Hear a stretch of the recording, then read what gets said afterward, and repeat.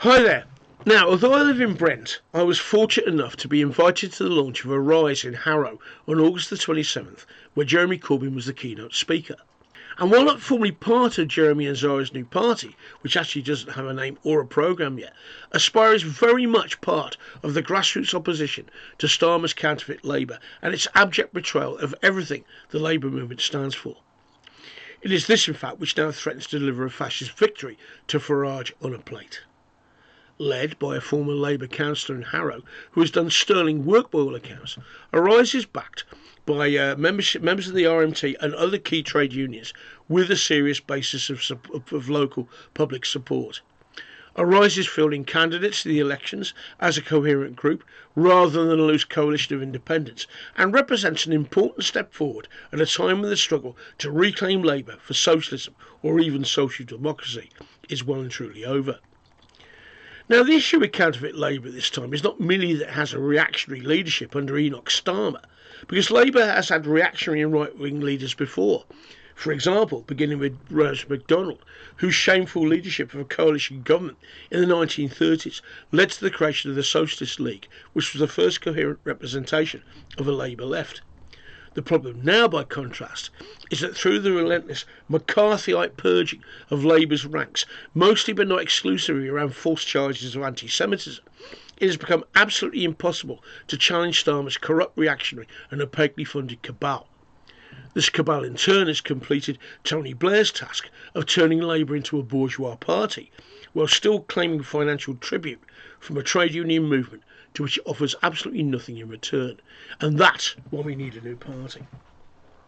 Now, the turnout in Victoria Hall, Harrow, was far bigger than I expected and was drawn from a wide range of factions and people, including seasoned revolutionary cadres and people new to the struggle, members and close supporters both of the Revolutionary Communist Party and Workers' Power, and veteran former Trotskyist cadres like myself, as well as people with no affiliation, the majority of whom would not yet consider themselves Marxists or revolutionaries. And of course, this is precisely what a new party is going to look like and must look like. The meeting and formal launch of Arise ahead of local council elections in London was timely for a number of reasons, and found me concentrating on what issues should be a priority for a new party at this time, when the local is indeed global. If the failure of the global anti-capitalist movement from roughly 1999 to 2001 in Genoa, where I was present, tells us anything, it's that while internationalism remains a priority, a movement or party has to have local roots or it will perish.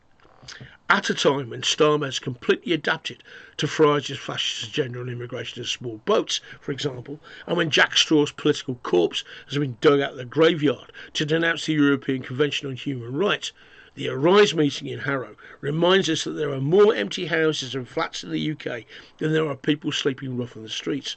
Specifically in Harrow and neighbouring boroughs, there are luxury flats that can't be sold that have been empty so long they're infested with rats, while council waiting lists grow and much social housing isn't fit for purpose. In other words, it isn't immigration and small boats that put people on the streets or at the precarious mercy of a private rented sector, but private property speculation and private building industry.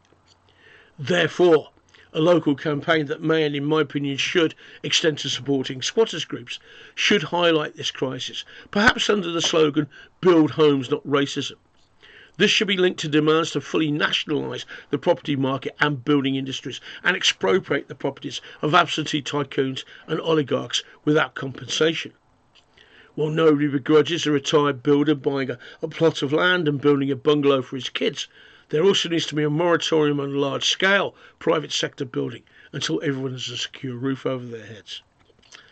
At the same time, and while the building of a strong socialist alternative is critical to the defeat of Farage under the fascists, the need to build physical resistance in the tradition of anti-fascist action, of which I was once a member, remains a key issue that needs to be addressed. We've all seen what happened outside the Bell Hotel and the recent orgy of fascism throughout the UK, to which counterfeit Labour has completely adapted. Jeremy was even physically threatened with attack on the tube on his way to the meeting last Wednesday, and we've all seen him on television sporting a black eye. While a fascist attack on an Aspire meeting on Wednesday, August the 27th in Harrow was extremely unlikely, what if the same meeting had been in Doncaster or Sunderland? Now, the fascists themselves haven't been slow in building Farage's Freikorps, whether through the English Defence League or infiltration of the ridiculous anti-vaccine protests by more overtly paramilitary groups. All were present at Epping. This presupposes our own need to build physical resistance and anti-fascist militia. However, and while we can't wait to secure trade union approval through extra parliamentary direct action to beat force with force, the history of AFA also tells us that such a movement will only be sustainable in the long term if it builds organic links to the labour and trade union movement itself. At the same time, trade union support for militant anti-fascist resistance, along with the squatters movement, and, say for example, the blacking of arms shipments to the Zionist genocide, might hold the key to politically rearming the trade union movement as well. The trade unions, in short, need to be transformed from defensive institutions of narrow sectional interest into combat organs of open class warfare. Now, this in turn brings us to the relationship between direct action and more traditional forms of working class resistance through strikes, occupations and other forms of traditional trade union activity. When Trotsky wrote the Transitional Programme in 1938, the crisis of humanity was concentrated in the leadership of the working class. Now it's concentrated in the crisis of the conscience of the working class. Following the political defeat of the working class in the 1980s and misrecognition of the collapse of Stalinism, an alienated, disempowered and fragmented working class became disconnected from its own history of struggle. At the same time, however, direct action initiatives from AFA to the environmental direct action movement proliferated during the 1990s. Now, this wasn't just a matter of filling the vacuum created by the absence of traditional class struggle, but signalled the importance of direct action in disrupting the spectacle and refounding class consciousness. As a result, what we need to see now, what a new party definitely needs, is to build extra parliamentary councils of action to coordinate direct action initiatives and trade union activity and build a potential parallel state along the lines of the councils of action during the French general strike of 1968. And I'll be addressing a meeting on this issue in Paris in October, and our slogan must be, for a workers' government. Now, Jeremy's address to the Hall last Wednesday found him much more streetwise in the challenges and threats posed by corporate media and the new rules of the manufacturing consent and the deep state's organic connection between permanent state apparatus and big business. In the run-up to the 2019 election, some 270 anti-Corbyn articles a day were being replicated on social media, amplified by algorithm and with further interventions by social media trolls. These and the fascist opinion formers of the toxic media were fed in turn by opaquely funded foundations and think tanks in an increasingly corrupt and market-facing university sector.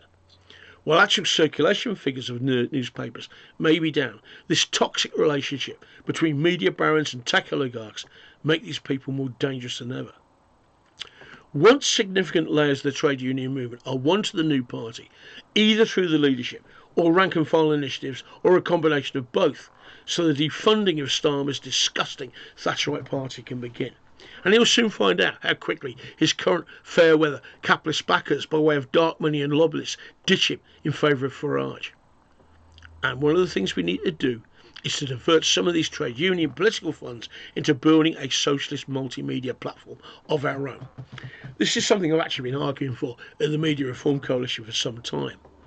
However, it's not just the media threat and psychological warfare that's the issue here, but the physical threat that we could end up like Syriza in Greece or even India in Chile if we actually win an election. That's why the Council of Actions are so critical, as things are about to get very, very nasty in this country sooner than you think. For revolutionaries and Marxists, the position of the new party is simple. Build that party and fight for its ideological leadership.